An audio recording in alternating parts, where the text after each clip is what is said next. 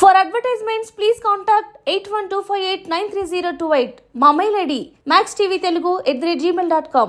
నమస్కారం సార్. నమస్తే అమ్మా. చాలా సంతోషంగా ఉంది సార్ మిమ్మల్ని ఇంటర్వ్యూ చేయడం అనేది. Thanks to Max TV. Thank you sir. Sir మీ ప్రస్థానం గురించి మనం మొదటగా మాట్లాడుకునే ముందు మొన్న జరిగిన వేడుక అనేది నిజంగా చాలా సంవత్సరాల తర్వాత అంతమంది అతిరథ మహారథుల సమక్షంలో మీ అకాడమీ 25 వసంతాలు కంప్లీట్ చేసుకుని ఒక వేడుక జరుపుకుంది సార్. చాలా సంతోషంగా ఉంది. ఒక్కసారి ఆ వేడుక గురించి మీ మాటల్లో వినాలని ఉంది సార్.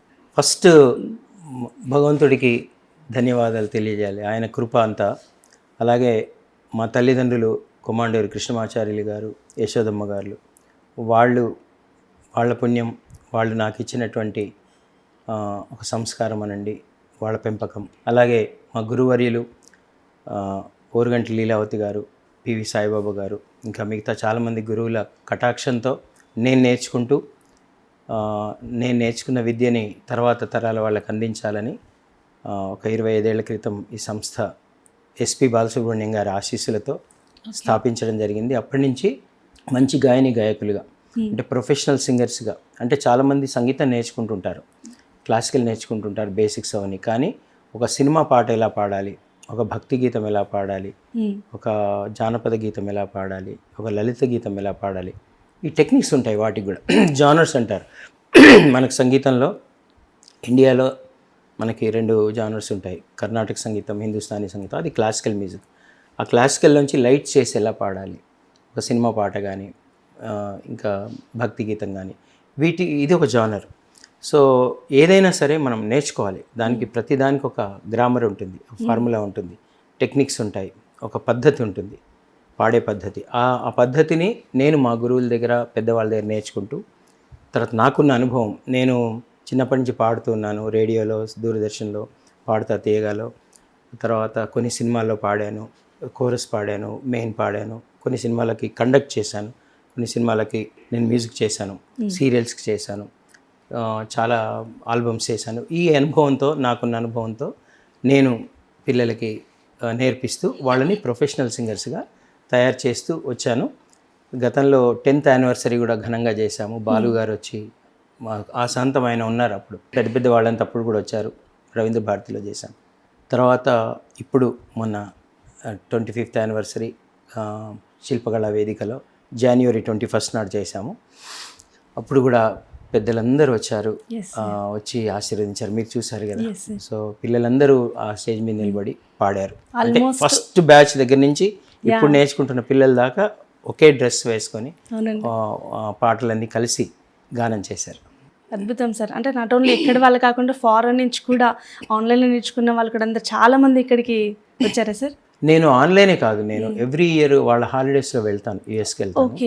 వెళ్ళి యూఎస్, కెనడా, తర్వాత మిడిల్ ఈస్ట్, ఇవన్నీ కూడా నేను ప్రత్యక్షంగా కూడా వెళ్తాను. ఇప్పుడు ఇంతవరకు నేను యూఎస్కి ఎక్కువ వెళ్ళాను. సో వెళ్ళి ఆస్ట్రేలియా కూడా వెళ్ళాను. అక్కడ వెళ్ళి నేను ఎవ్రీ ఇయర్ వాళ్ళ హాలిడేస్లో డిఫరెంట్ సిటీస్లో, మన తెలుగు వాళ్ళు ఎక్కువ సిటీస్లో నేను ఒక వారం రోజులు, 2 వారాలు, 3 వారాలు అక్కడుండే స్ట్రెంత్ని బట్టి ప్రత్యక్షంగా అక్కడ నేను వర్క్షాప్స్ చేసేవాడిని. చేసి అక్కడ పుట్టి పెరిగిన పిల్లలకి మన తెలుగు భాష కూడా నేర్పిస్తూ, ఎలా ఉచ్చరించాలి పాటని, దాని మీనింగ్ చెప్తూ, దాంట్లో ఏ రాగం ఉంది, ఏ తాళం ఉంది, అలాగే ఎలా పాడాలి, గమకాలు అంటే ఏంటి, ఇవన్నీ కూడా ఆ టెక్నికాలిటీస్ అన్నీ చెప్తూ అక్కడ పిల్లలు కూడా నేర్పిస్తే, ఇక్కడ పిల్లల్లాగే వాళ్ళు అక్కడ పిల్లలు నేర్చుకున్నారు. ఇక్కడ పిల్లలకి అక్కడ పిల్లలకి తేడా ఏం లేదండి. వీళ్ళకి కొంచెం తెలుగు రోజు మాట్లాడతారు, వాళ్ళకి కొంచెం తెలుగు భాష ఉచ్చారణ కొంచెం మనం నేర్పించాల్సి వస్తుంది. ఈ మధ్యకాలంలో అక్కడ తల్లిదండ్రులు కానీ, అక్కడున్న తెలుగు పాఠశాలలు కానీ, తెలుగు బడి, మన బడి పాఠశాల, ఇవన్నీ కూడా పెట్టి అక్కడ కూడా చాలా తెలుగు నేర్పిస్తున్నారు. సో తల్లిదండ్రులు కూడా బాగా కృషి చేస్తున్నారు కాబట్టి ఇప్పుడు ఈజీ అవుతుంది వాళ్ళకి నేర్పించడం. సో అలా వెళ్ళి వాళ్ళకి నేర్పించాను. తర్వాత మన పాండమిక్ అప్పటి నుంచి ఆన్లైన్, మన జూమ్లో ఆన్లైన్ క్లాసెస్ అవుతున్నాయి. ఇప్పుడు ఇంకా అన్ని దేశాలకు అవుతున్నాయి, అన్ని దేశాలకు విస్తరించింది. మొత్తం యూరోప్ అన్ని దేశాలు, London, UK, Europe, Canada, America, Australia, అన్ని చోట్ల నుంచి నా దగ్గర నేర్చుకుంటున్నారు. కొంతమంది అక్కడి నుంచి కూడా మన ఈ కార్యక్రమానికి వచ్చి పార్టిసిపేట్ చేయడం జరిగింది. సార్ మీరు అనుకున్నారా, మీరు స్థాపించినప్పుడు ఒక చిన్న అకాడమీ స్టార్ట్ చేశారు, నాకు తెలిసి ఒక 2-3 స్టార్ట్ అయి ఉంటుంది. 25 years బ్యాక్ సంగీతం అంటే ఎవరు కూడా పెద్దగా అంతగా ఆలోచించి ఉండరు. బట్ మీరు స్టార్ట్ చేసినప్పుడు, ఈ అకాడమీ స్టార్ట్ చేసినప్పుడు ఇంత పెద్ద సక్సెస్ నేను అందుకుంటాను, 25 వసంతాలు పూర్తి చేసుకుంది, ఇంత ఇంత గొప్పగా మీరు సాధించారు, ఏమనిపిస్తుంది మీకు? అనుకున్నారా స్టార్ట్ చేసినప్పుడు? చాలా ఆనందంగా ఉంటుందండి, తృప్తిగా కూడా ఉంటుంది. ఇది ఒక బ్లెస్సింగ్ అనిపిస్తుంది, ఇది ఒక ప్రాప్తం అనిపిస్తుంది. భగవంతుడు మనకి ఇచ్చిన వరము, మన పెద్దలు, గురువులు, తల్లిదండ్రులు ఇచ్చినటువంటి ఒక గిఫ్ట్ అనిపిస్తుంది నాకు. ఎందుకంటే అందరి మోటివేషన్స్తో ఇవన్నీ జరుగుతాయండి. సో నేను చిన్నప్పుడు నేర్చుకోలేకపోయాను. పల్లెటూరులో పుట్టాను నేను. మెదక్ జిల్లాలో శివంపేట్ మండల్లో నేను పుట్టాను. పెద్దగొట్టిముక్కల అనే ఊర్లో పెరిగాను. సో అక్కడ అడవి, మొత్తం పల్లె వాతావరణం, చాలా అందమైన లైఫ్ నేను జీవించాను. చిన్నప్పుడు స్ట్రెస్ లేదు, గవర్నమెంట్ స్కూల్లో చదువుకునే వాళ్ళం. అంతా మూట బావులు, ఈత కొట్టడాలు, అడవిలో ఆడుకోవడాలు, ఫ్రెండ్స్, గ్యాంగ్, ఇలా చాలా చైల్డ్హుడ్ని నేను చాలా ప్రకృతి ఒడిలో. మా నాన్నగారు వేద పండితులు, పౌరోహితులు, అర్చకులు. ఆయన గుడిలో పాడే పాటలు, మంగళహారతులు, మా ఊళ్ళో జరిగే జానపద భజనలు, ఒగ్గు కథలు, వీధి నాటకాలు, అవన్నీ వాటిల్లో పెరిగాను నేను. అంటే ముందు అంతా జానపద గీతాలు, పల్లె పదాలే పాడేవాడిని. తర్వాత రేడియోలో వచ్చే పాటలు నేర్చుకుంటూ మా స్కూల్లో అక్కడిక్కడ పాడుతుండేవాడిని, ప్రైజులు తెచ్చుకుంటేవాడిని. తర్వాత నేను ఇంటర్మీడియట్ నుంచి క్లాసికల్ నేర్చుకోవడం మొదలెట్టాను. నేను మిస్ అయ్యాను నేర్చుకోవడం. అది నాకు ఆ మిస్సింగ్ ఫీలింగ్ ఉంది. నేను కరెక్ట్ టైంలో నాకు నేర్చుకుందామంటే నాకు ఎక్కడ నేర్చుకోవాలో గైడెన్స్ లేదు, తెలీదు. తర్వాత ఇక్కడ ఈ సంస్థ పెట్టడానికి కూడా ఒక కారణం ఉంది.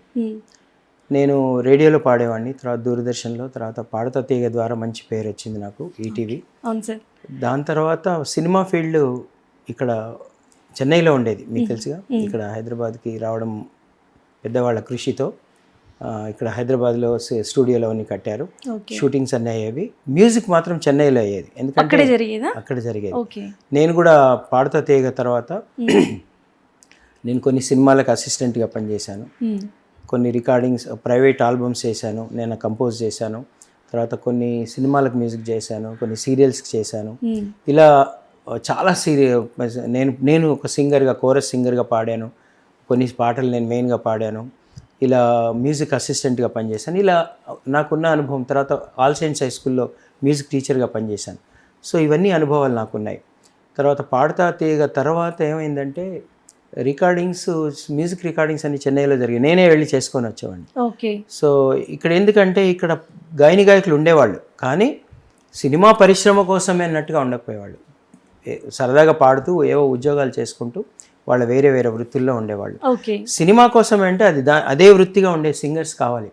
అప్పుడు నాకు అనిపించి ఇక్కడ పెద్దలు అదే అన్నారనమాట, ఇక్కడ కోరస్ సింగర్స్ కావాలి, స్ట్రింగ్ సెక్షన్ లేదు అన్నప్పుడు, సరే నాకు ఒక అనుభవం ఉంది, నేను ఒక టీచర్గా అనుభవం ఉంది, కొంచెం క్లాసికల్ నేర్చుకున్నాను, చాలా రికార్డింగ్స్లో పాడాను, కాస్త అనుభవం ఉంది, సో మనమే తయారు చేసుకోవచ్చు కదా అని అనుకొని బాలసుబ్రహ్మణ్యం గారు, ఎస్పీబీ గారి ఆశీస్సులు తీసుకొని 1998లోనే నేను కొంతమంది పిల్లల్ని గ్యాదర్ చేసి, అంటే బాగా అంటే ప్రతి 100 మందిలో ఒకళ్ళకి శృతి ఉంటుందండి. ఇది ప్రతి వాళ్ళు సింగర్స్ అవ్వలేరు, అంటే ప్రతి వాళ్ళు మ్యూజిషియన్స్ అవ్వచ్చు, ఒక ఇన్స్ట్రుమెంట్ నేర్చుకోవచ్చు. కానీ గాయకులు అవ్వాలంటే వాళ్ళకి భగవద్దత్తమైనటువంటి శృతి గొంతులో ఉండాలి, అది 1% వాళ్ళకు ఉంటుంది. అలా మనం వెతికి వాళ్ళని ఒక వజ్రం రాళ్ళని వెతికి ఆ వజ్రం రాయిని తీసుకొని సానబడితే అది వజ్రం అవుతుంది, పెద్ద కోహినూర్ వజ్రం అవుతుంది. అలా నేను ఎక్కడ కాంపిటీషన్స్ అయినా అక్కడికి వెళ్ళి ఆ పేరెంట్స్ని పిలిచి, మీ పిల్లలు నేను ఒక అకాడమీ పెడుతున్నానని అడిగేవాడిని, మార్కెటింగ్ చేసుకునేవాడిని, నేనే వెళ్ళి అడిగేవాడిని. అంటే వాళ్ళు అడ్రస్ ఇచ్చేళ్ళి, బాబు పంపిస్తా, మాకు అవసరం అంటే చెప్తాంలేండి అనేవాళ్ళు. అలా కొంత నాకు తెలిసిన నా కో సింగర్స్ పిల్లలు ఉంటారు కదా, శశికళ, వాళ్ళ సురేఖ, వీళ్ళందరి పిల్లలతో నేను మొదలు పెట్టాను. ఒక 10 మంది పిల్లలతో నేను ఆచార్య జీవి సుబ్రహ్మణ్యం గారు వాళ్ళ ఇంట్లో నాకు ప్లేస్ ఇచ్చారు, అక్కడ వాళ్ళ ఇంట్లో 10 మంది పిల్లలతో, ఆ పేరు కూడా పెట్టలే అప్పటికి, లిటిల్ మ్యూజిషియన్స్ అకాడమీ అని, ఏదో ముందు తర్వాత ఏం నేర్పించాలి, నాకున్న అనుభవంతో నేను ఏదో ఈ పాట ఇలా పాడాలి, ఇలా నేర్చుకోవాలని నేర్పిస్తూ ఇక నేను కూడా బాగా నేర్చుకుంటూ ఇంకా నా నేర్చుకునే డోస్ పెంచి నేను నేర్చుకుంటూ నేను రీసెర్చ్ చేస్తూ వీళ్ళు ఒక మంచి ప్లేబ్యాక్ సింగర్ అవ్వాలంటే నేను ఏం నేర్పించాలి, ఎలా నేర్పించాలి, ఒక మంచి rocking singer on the stage అవ్వాలంటే నేను వీళ్ళకి ఏం నేర్పించాలి, తర్వాత ఒక రియాలిటీ షోకి వాళ్ళు సెలెక్ట్ అయ్యి ఒక విన్నర్ అవ్వాలంటే వాళ్ళని ఏ దిశగా నేను ఎలాంటి శిక్షణ ఇవ్వాలి అని నేను రీసెర్చ్ చేస్తూ నేను నేర్చుకుంటూ అబ్జర్వ్ చేస్తూ అన్ని ప్రోగ్రామ్స్ చూస్తూ గొప్ప గొప్ప ప్లేబ్యాక్ సింగర్స్ ఎలా పాడుతున్నారో గమనిస్తూ సో మ్యూజిక్ డైరెక్టర్స్తో మాట్లాడి ఎలాంటి వాళ్ళు ఎంకరేజ్ చేస్తున్నారు, వాళ్ళకు కూడా ఎలాంటి వాళ్ళని సెలెక్ట్ చేస్తారు పాడిస్తారు అని అలా నేను రకరకాల ప్రక్రియల్లో నేను రీసెర్చ్ చేస్తూ నేర్చుకుంటూ వాళ్ళకి ఇంకా నాకంటూ నేను ఒక సిలబస్ తయారు చేసుకొని వాళ్ళని ఒక క్రూడ్ స్టేజ్ నుంచి ఒక ఫైన్ ఒక ప్రొఫెషనల్ స్టేజ్కి తీసుకొచ్చే మార్గంలో నేను వాళ్ళకి శిక్షణ ఇస్తూ వచ్చాను. దాని తర్వాత పిల్లలు బాగా నేర్చుకుని వాళ్ళ పేరెంట్స్ కూడా చాలా వాళ్ళకి ఇంట్లో కూడా ప్రాక్టీస్ చేయిస్తూ పేరెంట్స్ కోఆపరేషన్తో పిల్లలు చక్కగా నేర్చుకొని బాగా పాడడం మొదలెట్టారు. సో వాళ్ళు నాకు పేరు తీసుకురావడం మొదలెట్టారు. ఇప్పుడు నాకు ఇంత పేరు వచ్చిందంటే అది మా స్టూడెంట్స్ ద్వారానే. సో వాళ్ళు బాగా నేర్చుకొని బాగా సాధన చేసి బయట పాడి ఎక్కడ నేర్చుకుంటున్నాం అంటే రామాచారి సార్ ఎల్ఎం, ఆ తర్వాత లిటిల్ మ్యూజిషియన్స్ అకాడమీ అని పేరు పెట్టి 1999లో ఫిబ్రవరి 18th బాలసుబ్రహ్మణ్యం గారి చేతుల మీద అమృత హస్తాల మీదుగా ఈ సంస్థను స్థాపించి ఇంకా ఆయన మెంటర్షిప్లో ఆయన సలహాలతో ఆయన ఆశీస్సులతో అలా అలా అలా ఒక్కొక్క మెట్టు ఎక్కుతూ నేను ఏం చేస్తున్నానో ఆయనకు నేను రిపోర్ట్ చేస్తూ ఆయన సలహాలు తీసుకుంటూ సో ఆయన ఆశీస్సులతో అలా అలా భగవంతుడి దయతో ఈరోజు చాలామంది పిల్లలు బాగా నేర్చుకొని సాధన చేసి అటు క్లాసికల్ కూడా నేర్చుకుంటూ నాకు సంస్థకి వాళ్ళ తల్లిదండ్రులకి మంచి పేరు తీసుకొని వచ్చారు. అద్భుతం సార్, అద్భుతం. ఎందుకంటే పల్లె వాతావరణంలో పెరిగిన మీరు మీ ఇంట్రెస్ట్తో ఇక్కడికి వచ్చి మీరు ఎదుక్కుంటూ చిన్న చిన్న పిల్లల్ని గ్యాదర్ చేసి ఒక అకాడమీ పెట్టి ఇప్పుడు వాళ్ళకు ఒక శక్తిగా ఒక మార్గదర్శిగా మీరు ఎంతోమంది గాయకులు ఇవాళ ఉన్నారని నిజంగా మీ చలవే చాలా అద్భుతం సార్. మీరు మరల్చిన తీరు, మీరు కూడా మిమ్మల్ని మార్చుకున్న తీరు అనేది. సార్ మీరు అకాడమీ పెట్టినప్పుడు బాలుగారి సహకారం మీకు ఏ విధంగా ఉండేది, అలాగే బాలుగారితో మీ అనుబంధం ఏ విధంగా ఉండేది? బాలుగారుకి స్వతహానే ఆయన స్వతహాగానే is a wonderful human being, very kind person. ఆయనకి హ్యుమానిటీ చాలా, అందులో ఆర్టిస్టులు అంటే చాలా ఇష్టం. ఆయనకి ఆర్టిస్టులనే తన కుటుంబం అనుకునేవారు. ఈ గాయకులు, ఇన్స్ట్రుమెంటల్ ప్లేయర్స్, మ్యూజిక్ డైరెక్టర్స్, ఈ మన ఫీల్డ్లో పనిచేసే అందరినీ ఆయన సొంత కుటుంబం లాగా నన్నొక్కడనే కాదండి, నాతో పాటు పాడిన అందరు గాయకులు, ఇన్స్ట్రుమెంటలిస్ట్ తెలుగు వాళ్ళే కాదండి, తెలుగు వాళ్ళు, తమిళ్, మలయాళం, కన్నడ అందరూ ఆర్టిస్టులకి ఆయన బంధువు. ఆయన ప్రతి వాళ్ళు నేను బాలుగారికి చాలా క్లోజ్ అనే అనుకుంటారు. అలా అందరినీ అలా ఆయన చూసుకునేవారు, మంచి చెడు. అందులో ఎవరైనా ఏదైనా బాగా పాడుతున్నా, బాగా నేర్చుకుంటున్నా, ఏదైనా మంచి పని చేస్తున్నా ఆయన చాలా చాలా ఎంకరేజ్ చేస్తారు. తర్వాత చాలామందికి సహాయం చేసేవారు, అటు చదువుకు కానీ ఇంకా వేరే రకాల ఎవరికి చెప్పకుండా గుప్తదానాలు కూడా చేసేవారు. చాలామందికి ఎంతోమందికి హెల్ప్ చేసేవారు ఆయన. సో ఆయన గురించి చెప్పాలంటే అదొక బుక్, అదొక పెద్ద బుక్ అవుతుంది అది. సో మేము కాకపోతే మా అదృష్టం ఏంటంటే మా పాడుతా తీయగా నేను కేవలం బాలుగారు పక్కన నిలబడి పాడతాను. అందులో ఈటీవీ లాంటి ప్రతిష్టాత్మకమైన సంస్థలో ఫస్ట్ రియాలిటీ షో అది మాకు, అంటే సౌత్ ఇండియాలో ఫస్ట్ రియాలిటీ షో. సో ఒకటి పెద్ద సంస్థ ప్రతిష్టాత్మక, తర్వాత బాలుగారు నిర్వహిస్తున్నారు. ఆయన పక్కన నిలబడతాం, ఆయన నన్ను టచ్ చేస్తారు ఎప్పుడో ఒకప్పుడు, ఆయన కాళ్ళకి దండం పెట్టవచ్చు, ఆయనతో మాట్లాడవచ్చు అనే దీంతో మేమంతా వెళ్ళి పాడాం. కానీ అదృష్టవశాత్తు ఫైనల్స్ దాకా వెళ్ళాము.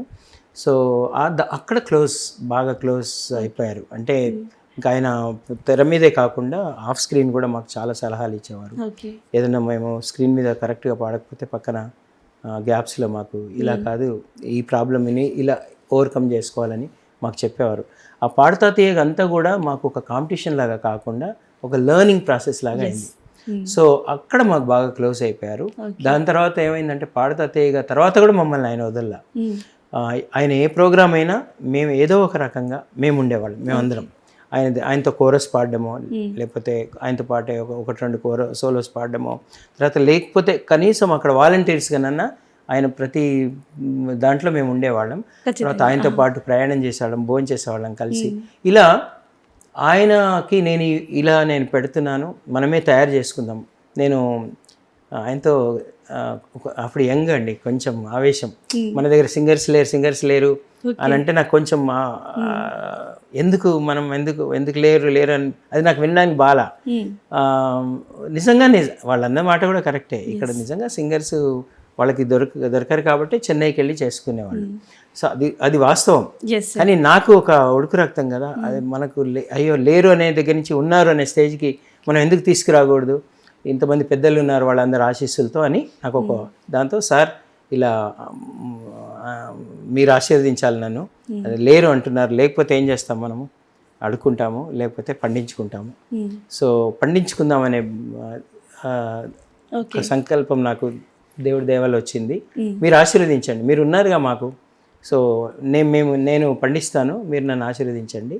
నాకున్న అంతలో, నాకున్న సోర్సెస్లో, నాకున్న జ్ఞానంలో చిన్నపిల్లల్ని గ్యాదర్ చేసి అప్పటికే నేను చాలా సినిమాలు కండక్ట్ చేశాను కాబట్టి నాకు తెలుసు అక్కడ ఒక కోరస్ సింగర్ ఏ స్థాయిలో పాడాలి, ఒక మెయిన్ సింగర్, ఒక ప్లేబ్యాక్ సింగర్, ఒక రియాలిటీ షోలో ఒక స్టేజ్ మీద ఎలా పాడాలి అనుభవం వచ్చింది. నేను ఒక స్కూల్, ఆల్ సెయింట్స్ హై స్కూల్లో కూడా పనిచేసేవాడిని కాబట్టి టీచింగ్ అనుభవం కూడా ఉంది. అందుకోసం ఇంతమంది పెద్దలు ఉన్నారు, ఇంతమంది మ్యూజిక్ డైరెక్టర్స్ ఉన్నారు, ఇంతమంది వాళ్ళందరి దగ్గర నేను సలహాలు తీసుకుంటూ నేర్పిస్తాననే ధైర్యంతో, బాలుగారి ఆశీస్సులతో నేను ఇదనంగానే నాన్న ప్రయత్నించి మంచి పని చేస్తే నేను ఎప్పుడు తోడుంటానన్నారు. కానీ నేను ప్రూవ్ చేసుకోవాలి. ఎంతోమంది బోల్డ్ అని మాట్లాడతారు, ఆయన కూడా ఎంతోమందిని చూసుంటారు, ఎంతోమంది ఎన్నో మాట్లాడతారు, చేసేవాళ్ళు తక్కువ ఉంటారని ఆయన కూడా అనుకుంటారు. సరే అని 88లోనే నేను ఆయనకు చెప్పాను. చెప్పి ఇలా అనేసరికి నేనేం చేశాను అంటే ప్రూవ్ చేసుకుంది. మన పిల్లల్ని గ్యాదర్ చేసి వాళ్ళకి నేర్పించి వాళ్ళు కాంపిటీషన్స్లో విన్ అవ్వడము, పాడుతా తీగకి సెలెక్ట్ అవ్వడము, ఇంకో వేరే కాంపిటీషన్ సెలెక్ట్ అవ్వడం, కొన్ని సినిమాల్లో కోరస్లు ఇలా కొంత బాలుగారి దృష్టిలో పడ్డాను నేను. పడ్డాన తర్వాత అప్పుడు గుడ్ నువ్వు చెప్పిన పని చేస్తున్నావని నన్ను ఆయన మెచ్చుకోవడం, ఆయన చేతుల మీదుగానే 1999లో ఈ సంస్థ మనం స్థాపించి తర్వాత అందరు మ్యూజిక్ డైరెక్టర్స్ ఆశీస్సులతో, వాళ్ళ సలహాలతో, వాళ్ళతో మాట్లాడుతూ నేను నేర్చుకుంటూ ఈ పిల్లలకి నేర్పిస్తున్నాను. ఇంకా బాలుగారు అవుట్ రైట్గా ఆఖరికి ఎంత బాలుగారు అంటే వాళ్ళ సొంత పిల్లల్లాగా మమ్మల్ని చూసుకోవడం మొదలెట్టారు. సార్ మీకు గుర్తుందా, మీరు సినిమాలో ఫస్ట్ పాడిన సాంగ్, ప్లేబ్యాక్ సాంగ్ కానీ మీరు ఓన్గా పాడిన సాంగ్ ఏదైనా మా కోసం పాడతారా? అంటే నేను సినిమాలో నన్ను మొట్టమొదటిగా పాడించింది మాధవపెద్ది సురేష్ గారు. రామాయణం అని మల్లెమాల గారి సినిమా, అది గుణశేఖర్ గారు డైరెక్టర్. అందులో మాధవపెద్ది సురేష్ గారు నన్ను ఫస్ట్ రావణాసురుడి పాత్రకు పాడించారు.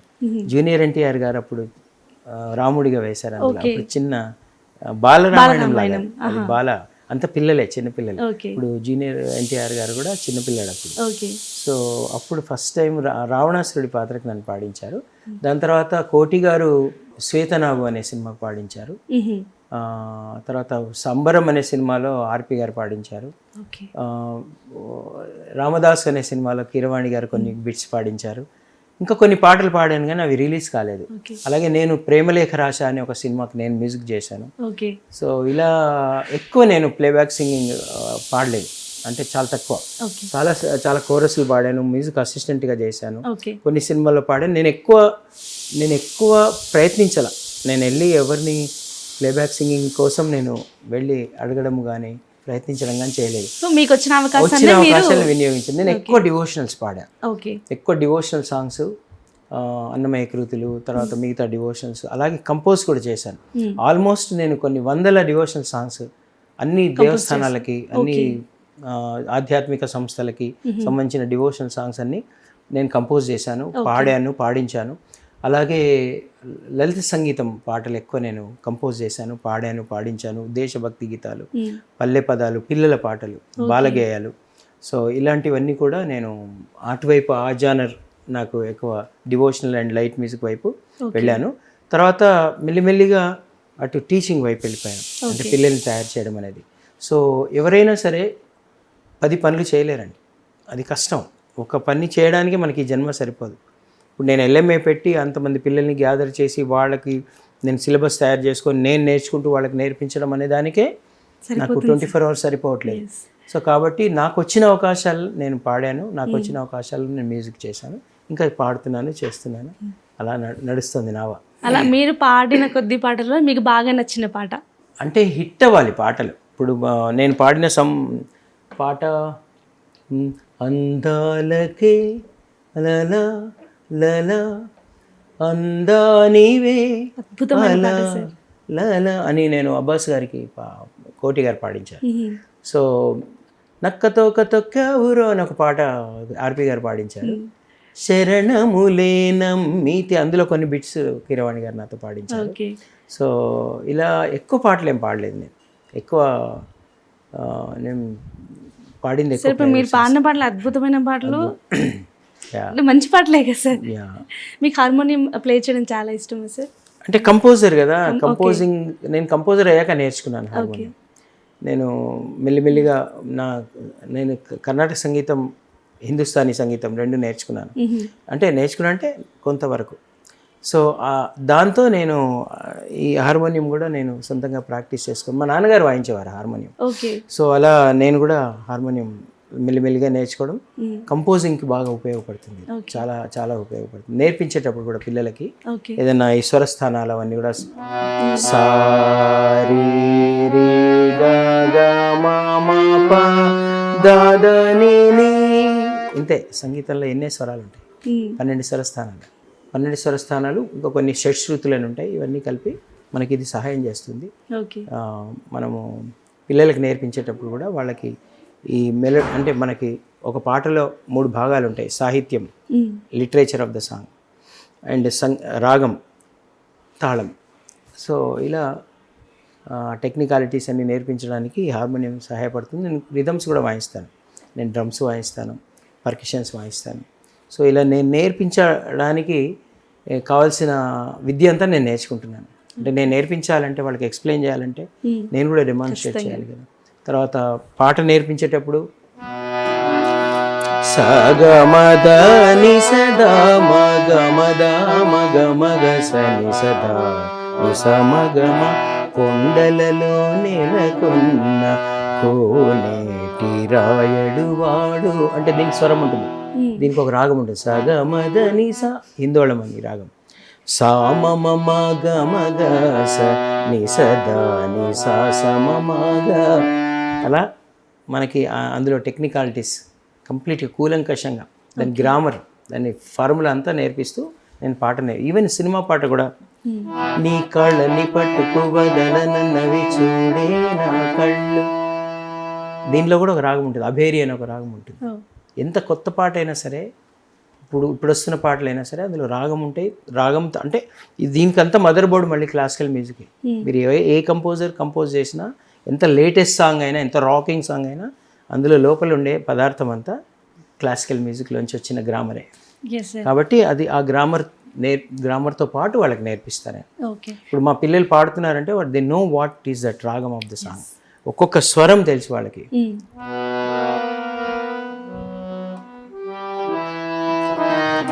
సరిగమదని సనిద మగ మగరిస, మనం ఫస్ట్ లెసన్ నేర్చుకుంటాం. సరిగమ పదని సనిద మగరిస, మాయమాళవ గోళ రాగం. దీంట్లో ప్రతి పాటలో ఏదో ఒక రాగం చెప్పాను కదా మీకు నేను. పదసాని దమ పద పామ మా పద సాని దమ పద పాప. ఏం పాట చెప్పండి? మీకు తెలుసుకోండి. ఎస్, దాంట్లో ఉండే గ్రామర్ ఇది. పా పా పా పద నీ దప మా మా మా గమ ప మగ పాప పప పద నీ దప మా మా మా గమ ప మగ సరి పా సరి మా గరి నీరి సరి సాని నీ సరి మా గరి నీ సరి సా సా.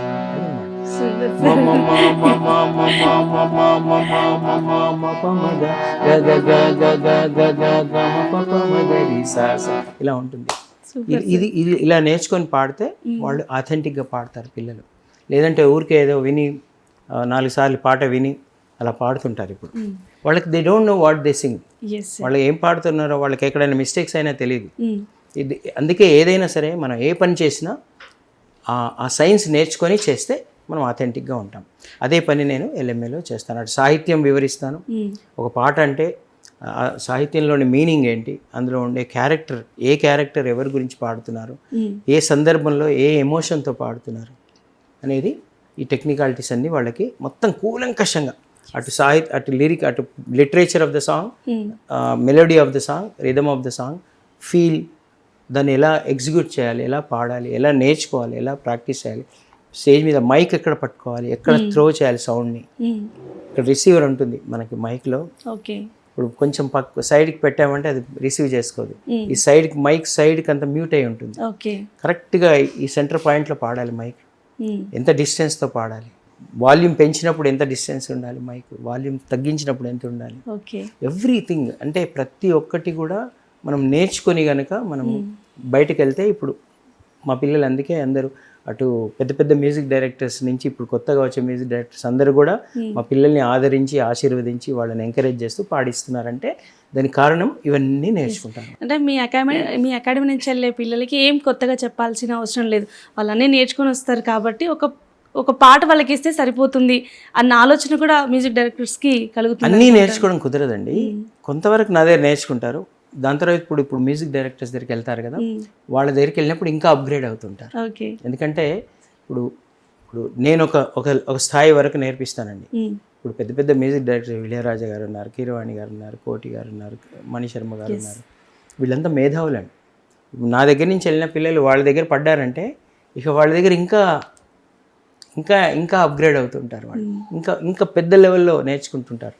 సో నేను ఒక స్థాయికి తీసుకొచ్చి పంపిస్తాను, అక్కడి నుంచి వాళ్ళ స్థాయి వాళ్ళు పెంచుకుంటుంటారు. పెద్ద పెద్ద మ్యూజిక్ డైరెక్టర్స్, మ్యూజిషియన్స్ అంతా కూడా వాళ్ళకి అక్కడ బోల్డ్ అనే విషయాలు నేర్పిస్తారు. సార్, ఒకప్పుడు మ్యూజిక్కి సంబంధించి చాలామంది అంటే ఒక సాంగ్ పాడాలంటే ఖచ్చితంగా సంగీతం నేర్చుకోవాలి, స్వరాలు తెలియాలి, శృతి తెలియాలి, అవన్నీ ఉండేవి. బట్ ఇప్పుడు మ్యూజిక్ చూసుకుంటే కనుక వాళ్ళకి సంగీతం తెలియదు, ఎలా పాడాలో కూడా తెలియదు. చాలామంది ఒక్క పాటతో హైలైట్ అయిపోతున్నారు కదా. సో దీన్ని చూస్తుంటే మీకు ఏమనిపిస్తూ ఉంటుంది? అంటే మీరు బాగా గమనించండి, ఒక పాటతో హైలైట్ అవ్వడం వేరు, ఒక 10 ఏళ్ళు సస్టైన్ అయ్యి ఒక కన్సిస్టెన్సీతో పాడడం వేరు కదా.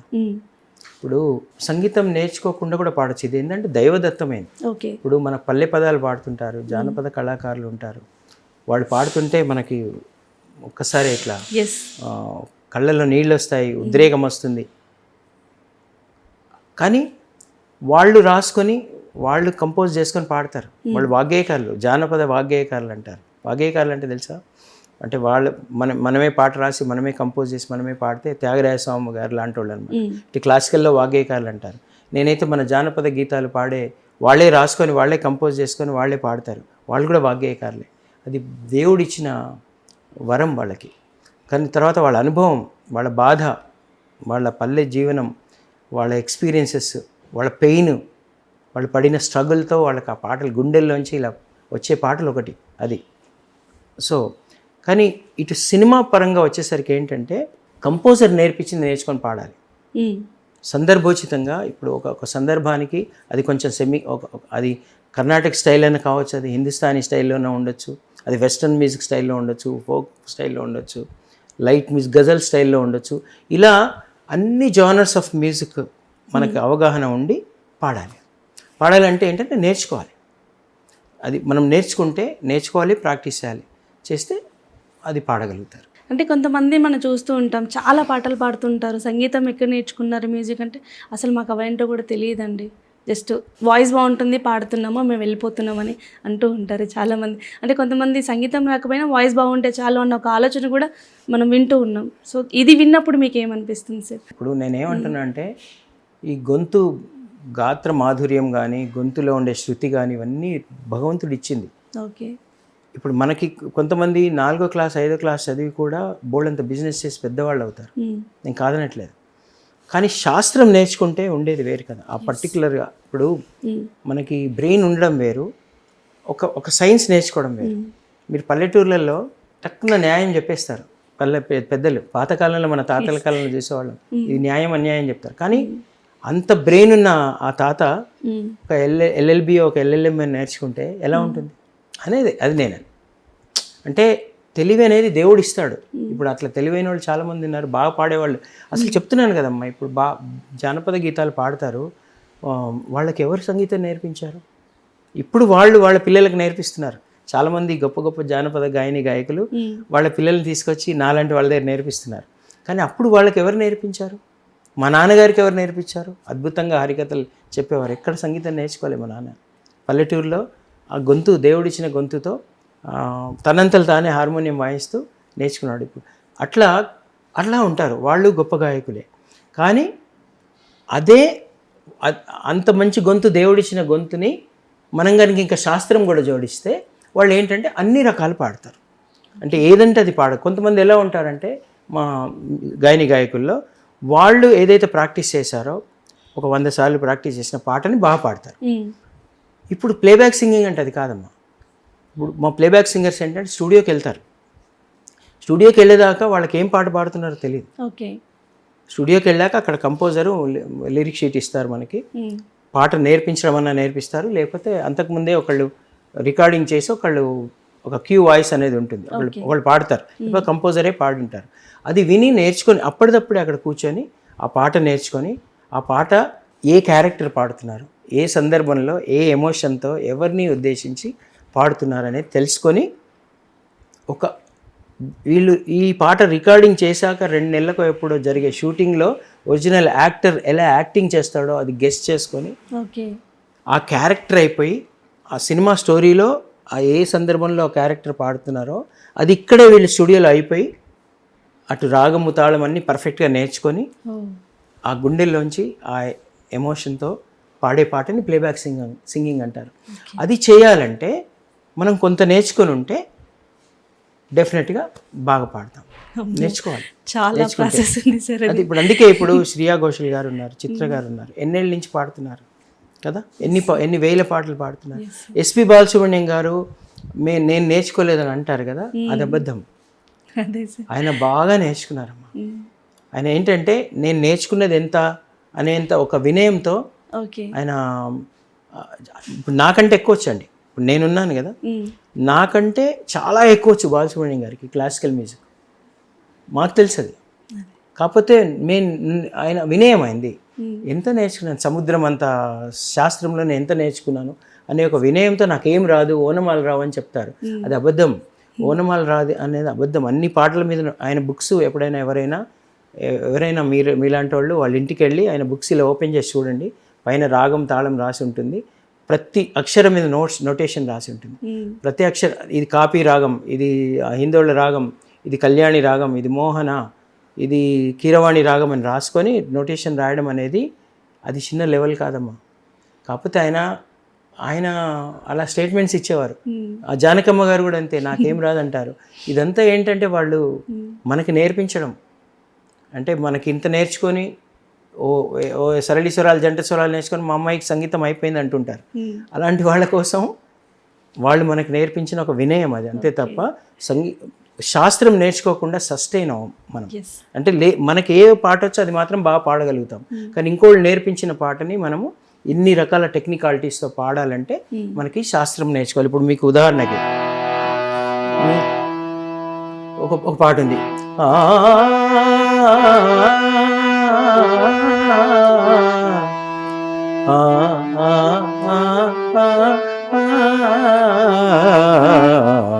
పగలే వెన్నెలా. ఇప్పుడు అంటే ఏంటి? గమదనిసా నిసని దశ నిసని దశ నీదమా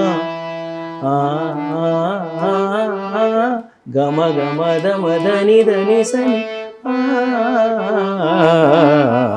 సని దమ గ సని స పగలే. ఇంత శాస్త్రం ఉంటుంది అందులో. ఇది చెప్తున్నాను కదా, ఇప్పుడు ఉన్న పల్లెలో ఉన్న పిల్లలందరినీ కూడా ఇప్పుడున్నటువంటి మాధ్యమాల్లో ఇప్పుడు ఆన్లైన్ క్లాసెస్ ఉంటున్నాయి. తర్వాత ట్రాన్స్పోర్టేషన్ కూడా చాలా బాగుంది.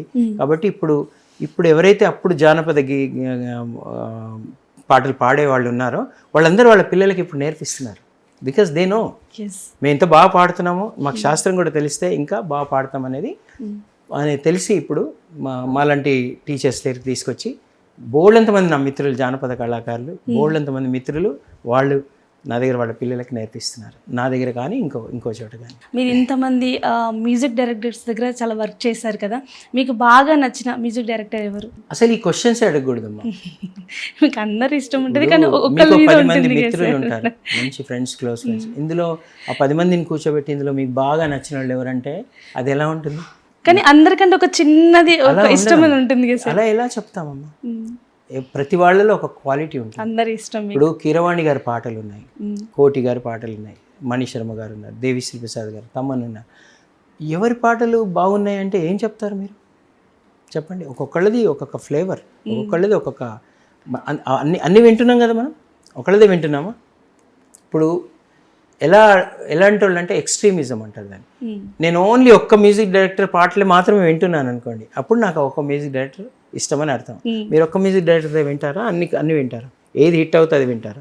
ఆల్మోస్ట్ అన్ని వింటాను సార్. మీకు ఏ పాట కానీ హిట్ ఉంటే ఎక్కువగా ఒక్కళ్ళ పాటలు మాత్రం బాగా వింటాను. అది ఓకే.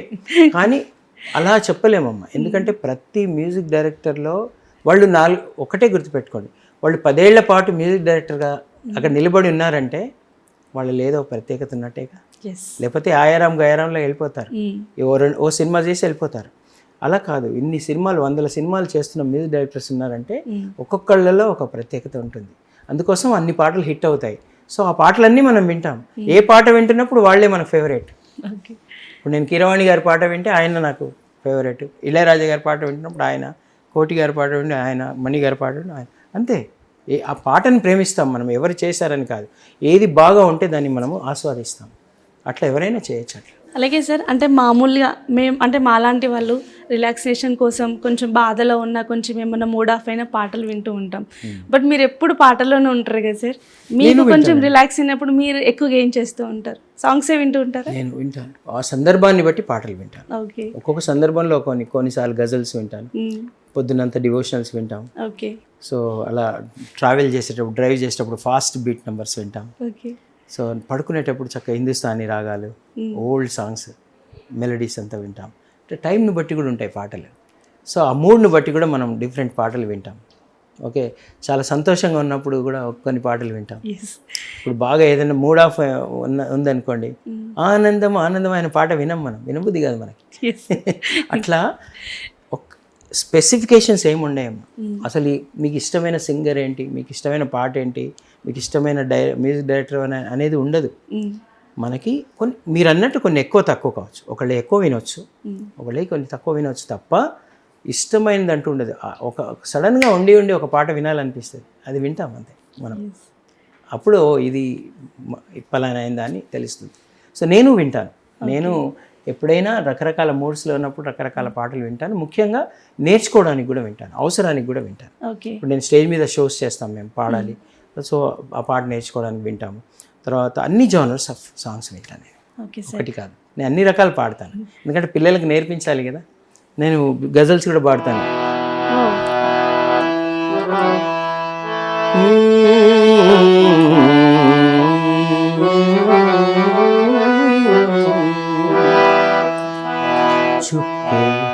चुपके रात दिन आंसू बहाना याद है हमको अब तक आशिकी का वो जमाना याद है चुपके चुपके रात दिन आंसू बहाना याद है. ఇది గజల్, ఇదొక ప్రక్రియ, ఇదొక జానర్. जग में सुंदर है दो नाम, चाहो कृष्ण कहो या राम. जग में सुंदर है दो नाम, चाहे कृष्ण कहो या राम. बोलो राम राम राम, बोलो శ్యామ శ్యామ శ్యామ. ఇది భజన్. ఓకే.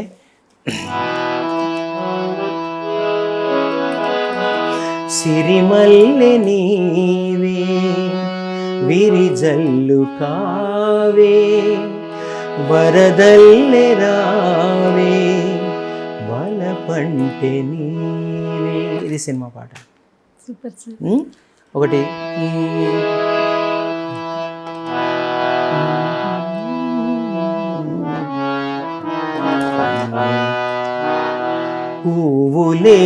పువ్వులేరితేవే చెలిపోవలే కోవెలకు పువ్వులేరితేవే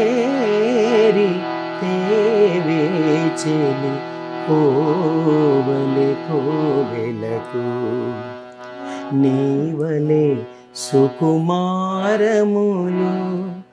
నీవలేనే సుందరములు పువ్వులేరితేవే చెలిపోవలే కోవెలకు పువ్వులేరితేవే చెలిపోవలే కోవెలకు. ఇది లలిత గీతం. సార్ మనసుకి ఎంత అద్భుతంగా ఎంత ప్రశాంతంగా అనిపిస్తుంది సార్ వింటుంటే. నగుమోము గనలేని నా జాలి తెలిసి నన్ను బ్రోవ రాధా శ్రీ రఘువరని నగుమోము గనలేని నా జాలి తెలిసి. ఇది కీర్తన. అద్భుతం సార్. సార్ చాలా అవార్డ్స్ మాకు ఇక్కడ కనిపిస్తున్నాయి సార్, అన్నీ ప్రతిష్టాత్మకంగా ఉన్నాయి. ఇందులో మీకు బాగా నచ్చిన ఒక అవార్డు, మీకు బాగా దగ్గరుండి హత్తుకునే అవార్డు ఏముంది సార్? అవార్డ్స్ నాకు అప్పుడు ఉమ్మడి రాష్ట్రం ఉన్నప్పుడు నంది అవార్డు వచ్చింది, బెస్ట్ సింగర్ అవార్డు టీవీ. తర్వాత తెలంగాణ రాష్ట్రం ఏర్పడిన తర్వాత నాకు తెలంగాణ విశిష్ట పురస్కారం నాకు ఇచ్చారు. తర్వాత అమెరికాలో తానా ప్రెసిడెన్షియల్ అవార్డు ఇచ్చారు. తర్వాత యూరోప్లో అంటే లండన్లో జరిగింది ఈటా అంటారు, European Telugu association, eta excellency award ఇచ్చారు. తర్వాత నాకు ఆస్ట్రేలియాలో ఉగాది పురస్కారం ఇచ్చారు. నా మొట్టమొదటి అవార్డు వంశీ బర్కిలీ అవార్డు ఇచ్చారు. పివి నరసింహారావు గారి గోల్డ్ మెడల్ రాగసప్తస్వరం వాళ్ళు ఇచ్చారు. వంశీ అవార్డు, తర్వాత డిటిఏ అవార్డు ఇచ్చారు. తర్వాత రసమయి అవార్డు ఇచ్చారు. ఇలా చాలా. తర్వాత రోటరీ ఎక్సలెన్సీ అవార్డు ఇచ్చారు, లయన్స్ క్లబ్ వాళ్ళు ఇచ్చారు. ఇలా ఇస్తున్నారు. తర్వాత నా కంపోజిషన్స్ విన్నా, నేను పాడిన పాటలు విన్నా, మా పిల్లల పాటలు విన్నా, నాకు సంగీతాభిమానులు అలాగే మ్యూజిక్ డైరెక్టర్స్, సింగర్స్ వీళ్ళందరూ నాకు ఫోన్ చేసి నన్ను మెచ్చుకుంటూ ఆశీర్వదిస్తారు. అవి అలాంటి అవార్డ్స్ చాలా వస్తుంటాయి నాకు. ఓకే. మీ పిల్లల టాపిక్ వచ్చింది కాబట్టి సార్, సాకేత్ గారు అండ్ సోనీ ఎలా ఉంటారు సార్? అంటే చిన్నప్పటి నుంచి మ్యూజిక్లోనే వాళ్ళు ఉన్నారు, ఇప్పుడు ఎంతో పేరు సంపాదించుకున్నారు, మంచి మంచి పాటలు కూడా పాడారు కదా సార్. ఫ్యామిలీతో మీ అనుబంధం ఏ విధంగా? మేడం కూడా పాడతారా పాటలు? మేము ముగ్గురం, మా ఫాదర్, మాకు తమ్ముడు లక్ష్మణాచారి అని, తను బాగా పాడతాడు, మ్యూజిక్ టీచర్ కూడా, తన పాటలు కూడా రాస్తాడు. సో చాలా మందికి నేర్పిస్తున్నాడు క్లాసికల్. తర్వాత మా సిస్టర్ ఇప్పుడు లేరు, చనిపోయారు, తను కూడా పాడేది బాగా. తర్వాత మా మిస్సెస్ పాటలు పాడదు, తను నేర్చుకుంది సంగీతం, తనకు సంగీతం మీద బాగా అవగాహన ఉంది. ఇప్పుడు మా ముగ్గురం పాడే పాటల్లో చిన్న చిన్న మిస్టేక్స్ కూడా తను చెప్పగలుగుతుంది. సో నేను కంపోజ్ చేస్తున్నప్పుడు కూడా పాట ఎలా ఉంది, ఏదైనా కాపీ ఉందా పాటలో, ఇవన్నీ కూడా తను మంచి జడ్జ్మెంట్ చేస్తుంది. అలాగే తను సాహిత్యం చదువుకుంది ఎక్కువ, తెలుగు ఎంఏ, సాంస్క్రిట్ ఎంఏ చేసింది. సో అటు సాహిత్యపరంగా తను. అలాగే వాళ్ళ సిస్టర్ శ్రీదేవి, వాళ్ళ బ్రదరు కామేశ్వరరావు, ఆయన ఇద్దరు పాడతారు. మా బావమరిది పాటలు కూడా రాస్తారు. అలాగే సాకేత్ పాటలు పాడతాడు, ఇప్పుడు కంపోజింగ్ కూడా చేస్తున్నాడు, చాలా షోస్ చేస్తుంటాడు. సోనీ కూడా పాటలు పాడుతుంది.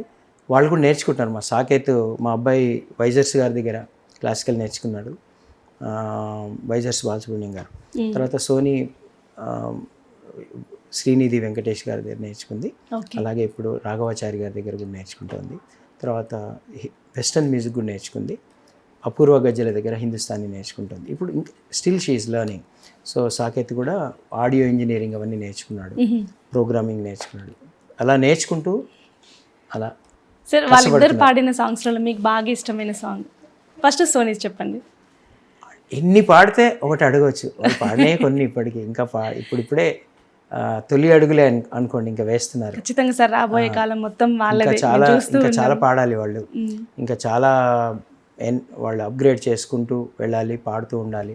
సో అదే వాళ్ళు కష్టపడుతున్నారు, వాళ్ళు చక్కగా నేర్చుకుంటున్నారు, పాడుతున్నారు. సోనీ పాడిన పాటల్లో ఆటోమేటిక్గా రెండు రకాలు ఉంటాయి. పబ్లిక్లో బాగా హిట్ అయ్యి అంత బాగున్న పాట, పబ్లిక్లో కూడా హిట్ అయిన పాట బాహుబలి 2 ఓరోరి రాజా పాట. వాళ్ళు అందులోనే కీరవాణి గారు ఇంకో పాట సోనీతో పాడించారు, చంద్రముఖి 2లో పాడించారు. అది కూడా చాలా చాలా బాగుంటుంది. సాకేత్ పాడిన పాటలు కూడా కీరవాణి గారు నమో వెంకటేశాల పాడించిన పాట నాకు చాలా ఇష్టం. తర్వాత రాజా ది గ్రేట్ సాయి కార్తీక్ పాడించారు. మణిగారు చాలా బ్లాక్ బస్టర్స్ పాడించారు, దిమ్మా ఖరాబ్ అయిన ఒక పాట. తర్వాత తమన్ గారు పాడించారు. అట్లా పాడుతున్నాడు, చాలామంది పాడిస్తున్నారు. దగ్గర నేర్చుకొని మీ పిల్లలు అటు సోలోస్ పాడుతున్నారు, కోరస్ పాడతారు, మ్యూజిక్ కూడా అసిస్ట్ చేస్తుంటారు వెళ్ళి. So they are into music. Sir ఒకటి కూడా విన్నామంటే మీ దగ్గరికి వచ్చే స్టూడెంట్స్కి మీరు ఫ్రీగా చెప్తారంటే కదా సార్, సంగీతం నేర్పిస్తారు. భారతదేశంలో ఇండియాలో ప్రతి ఆదివారం పొద్దున 10 నుంచి సాయంత్రం 6 దాకా కంప్లీట్గా ఉచితంగా సంగీత విద్య నేర్పించడం జరుగుతుంది. తర్వాత ఎప్పుడైనా అవసరం ఉన్నప్పుడు కూడా వాళ్ళు ఏదైనా కాంపిటీషన్లో పాడుతున్నప్పుడు కూడా మళ్ళీ నా స్టూడియోకి వచ్చి నేర్చుకుంటుంటారు. కానీ నేను విదేశాలకు వెళ్ళి నేర్పించినప్పుడు అక్కడ నాకు గురుదక్షిణ ఇస్తారు. సో ఏదైనా ఇంకా మిగతా నేను ఏ ప్రోగ్రామ్స్ చేసినా, రికార్డింగ్స్ చేసినా మామూలుగా నేను అది నా వృత్తిలాగా నేను నా పారితోషికం తీసుకుంటాను. కానీ ఇండియాలో నేను నేర్పించే విద్యకు మాత్రం డబ్బులు తీసుకోను, ఎందుకంటే మా గురువులు కూడా నాకు ఉచితంగా నేర్పించారు. సో చాలామంది, ఎంతోమంది, అంటే నేను ప్రత్యక్షంగా నేర్చుకున్న వాళ్ళే కాకుండా ఆల్ ఇండియా రేడియో కూడా మాకు ఒక పాఠశాల లాగా ఉండేది. అక్కడ చిత్తరంజన్ మాస్టారు, విశ్వనాథం గారు, మిగతా కంపోజర్స్ అందరూ కంపోజింగ్లో మేము ఉండేవాళ్ళం. అప్పుడు కూడా మాకు ఇన్ఫార్మల్గా చాలా నేర్పిస్తుండేవాళ్ళు. సో ఇలా జంగయ్య మాస్టర్ గారు, లలిత మేడం నాకు హిందుస్థానీ నేర్పించారు. సో ఇలా చాలా చోట్ల నేను ఇప్పుడు మాకు నేర్పించిన సాయిబాబా గారు కానీ, లీలావతి గారు కానీ నాకు ఉచితంగా నేర్పించారు. కాబట్టి నేను ఉచితంగా నేర్పిస్తున్నాను. ఇది మాకు గురువులు ఇచ్చిన సంస్కారం. ఓన్లీ మ్యూజిక్తో ఒకటే కాకుండా వాళ్ళకి మోటివేషనల్గా కూడా వాళ్ళు స్వయంగా ఎదగడానికి, అంటే కొన్ని క్లిష్ట పరిస్థితుల్లో వాళ్ళకు ధైర్యంగా ఉండడానికి కూడా క్లాసెస్ కూడా మీరు కండక్ట్ చేస్తారంట కదా సార్? అంటే నేను దానికి స్పెషల్ క్లాస్ తీసుకోను, ఇందులోనే రంగరించి చెప్తాను ఈ మ్యూజిక్లోనే. ఎందుకంటే మనము ఓన్లీ సాంగ్ నేర్చుకొని సాంగ్ పాడడం ఒకటే సరిపోదు. మనకి చాలా ఉంటాయి. మనకి మైండ్ అన్నిటికంటే ముఖ్యం, మైండ్ డిజైనింగ్, మన ప్లానింగ్, మన కమ్యూనికేషన్ స్కిల్స్, సో మన ఓపిక, మన స్ట్రెస్ మేనేజ్మెంటు, మన యాక్సెప్టెన్సు, తర్వాత మన జడ్జిమెంటు, ఇవన్నీ చాలా ఉంటాయి. ఒక సక్సెస్ అయిన మనిషికి, ఒక ఫెయిల్యూర్ మనిషికి ఎన్ని రీజన్స్ ఉంటాయి. ఒక సక్సెస్కి ఎన్ని రీజన్స్ ఉంటాయో ఒక ఫ్లాప్కి కూడా అన్ని రీజన్స్ ఉంటాయి. సో ఇవన్నీ కూడా నేను పిల్లలకి బైఫర్కేట్ చేసి చెప్తుంటాను. మీ కమ్యూనికేషన్ ఇలా ఉండాలి, మీ థింకింగ్ ఇలా ఉండాలి, మీ మైండ్ డిజైనింగ్ ఇలా ఉండాలి, మీరు ఇంతకాలం నేర్చుకోవాలి, ఎందుకంటే ఈ స్థాయికి రావాలంటే ఇంత టైం పడుతుంది మీకు. సో ఇవన్నీ కూడా నేను క్లాస్లో. తర్వాత పేరెంటింగ్ గురించి చెప్పాను. మ్యూజిక్ పరంగా అంటే నేను ఓన్లీ మ్యూజిక్ సబ్జెక్ట్ వరకే చెప్తానండి. నేను మ్యూజిక్ సబ్జెక్ట్ దాటి ఏది చెప్పాను. ఒక పేరెంట్స్ కూడా పిల్లలకి మ్యూజిక్ ఎలా నేర్పించాలి, మ్యూజిక్ అంటే ఏంటి, దాంట్లో ఎన్ని ఉంటాయి మనకి, దాన్ని ఎలా తీసుకెళ్ళాలి ముందుకు, ఎలాంటి ఆలోచనలు ఉండాలి, ఒక సింగర్గా వాళ్ళని మీరు ఎలా ప్రాక్టీస్ చేయించాలి, ఎలా మోటివేట్ చేయాలి, తర్వాత మన ఫీల్డ్లో ఎలాంటి సక్సెస్లు ఉంటాయి, ఫెయిల్యూర్స్ ఉంటాయి, అన్నీ ఉంటాయి, స్ట్రెస్ మేనేజ్మెంటు, యాక్సెప్టెన్స్, ఇవన్నీ నేర్పించాలి. సో అలా నేను వాళ్ళ ఆలోచన, థాట్ ప్రాసెస్, వాళ్ళ ప్లానింగ్, వాళ్ళ డిజైనింగ్, తర్వాత వాళ్ళ కమ్యూనికేషను, ఓకే. ఇవన్నీ కూడా అంటే నేను ఏదైతే ఎక్స్పీరియన్స్ అయ్యానో అవన్నీ నేను నేర్పిస్తాను. అలాగే చాలామంది పెద్దవాళ్ళతో నేను మాట్లాడుతుంటాను. ఇప్పుడు పెద్ద పెద్ద మ్యూజిక్ డైరెక్టర్స్, వాళ్ళతో మాట్లాడుతున్నప్పుడు నాకు అర్థమవుతుంది వాళ్ళు ఎలాంటి వాళ్ళని వాళ్ళు తీసుకెళ్ళి పాడిస్తున్నారు, ఓకే. వాళ్ళ రిక్వైర్మెంట్ ఏంటి. అక్కడ ఒక డైరెక్టర్ ఏమి ఎక్స్పెక్ట్ చేస్తాడు ఒక సింగర్ నుంచి. ఇంతకుముందులా అంటే ఇప్పుడు డైరెక్టర్స్ కూడా ఏంటంటే వాళ్ళకి ఓవరాల్గా వాళ్ళకి చాలా నాలెడ్జ్ ఉంటుంది. సింగింగ్, మ్యూజిక్ కూడా ఎలా ఉండాలనే ఒక నాలెడ్జ్ డైరెక్టర్స్కి ఉంటుంది. ఒక డైరెక్టర్, ఒక మ్యూజిక్ డైరెక్టర్ కలిసి ఒక పాటని తయారు చేస్తారు, సో రికార్డ్ చేస్తారు, తర్వాత కొరియోగ్రఫీ చేస్తారు. దాంట్లో చాలా ఉంటాయి అంశాలు.